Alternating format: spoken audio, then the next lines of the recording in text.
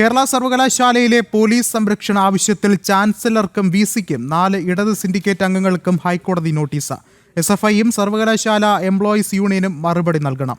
BJP syndicate അംഗം PS ഗോപകുമാറിന്റെ ഹർജിയിലാണ് notice നൽകിയിട്ടുള്ളത്. കൂടുതൽ വിവരങ്ങളുമായി രേഷ്മ ബാബു ചേർന്നുണ്ട്. രേഷ്മ, എന്തൊക്കെ നിർദ്ദേശങ്ങളാണ് ഇപ്പോൾ കോടതി മുന്നോട്ട് വയ്ക്കുന്നത്?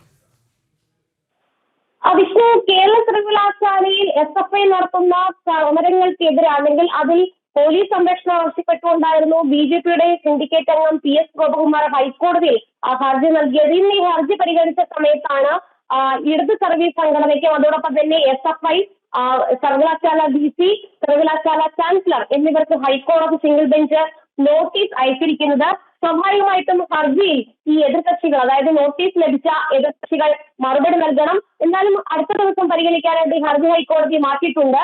കഴിഞ്ഞ ദിവസങ്ങളിലൊക്കെ ഈ ഹർജി പരിഗണിച്ച സമയത്ത് എപ്പോഴാണ് ഈ പറയുന്ന ഹർജിക്കാരനെ തടഞ്ഞു എന്നുള്ളൊരു ചോദ്യം ഹൈക്കോടതി ഉന്നയിച്ചിരുന്നു. അത് ഇന്നും ആവർത്തിക്കുകയും ചെയ്തിട്ടുണ്ട്. എന്തായാലും നിലവിൽ ഈ SFIയുടെ സമരത്തിൽ നിന്നും സംരക്ഷണം ആവശ്യപ്പെട്ടുകൊണ്ടും അതോടൊപ്പം തന്നെ ഈ SFIയും ഇടത് സർവീസ് സംഘടനകളും വലിയ രീതിയിൽ പ്രതിഷേധം ഈ സർവകലാശാല വളപ്പിൽ നടത്തുന്നുണ്ട്. അത് വലിയ രീതിയിൽ ഈ സർവകലാശാലയുടെ ദിനംപ്രതിയുള്ള പ്രവർത്തനങ്ങളെ ബാധിക്കുകയും ചെയ്യുന്നുണ്ട്. അതുകൊണ്ട് ഇക്കാര്യത്തിൽ പ്രതിഷേധ സമരങ്ങൾക്ക് ഒരു വിലക്ക് ഏർപ്പെടുത്തണമെന്നുള്ള ആവശ്യം കൂടി ഈ ഹർജിയിൽ ഉന്നയിച്ചിട്ടുണ്ട്. എന്തായാലും പ്രാഥമിക നടപടി എന്നുള്ള രീതിയിലാണ് ഹർജിയിൽ എതിർകക്ഷികൾക്ക് ഹൈക്കോടതി, അതായത് VCയും അതോടൊപ്പം ചാൻസലർ, SFI, ഇടത് സർവീസ് സംഘടന ഇവർക്കൊക്കെ തന്നെ ഹൈക്കോടതി സിംഗിൾ ബെഞ്ച് നോട്ടീസ് അയച്ചിട്ടുള്ളത്.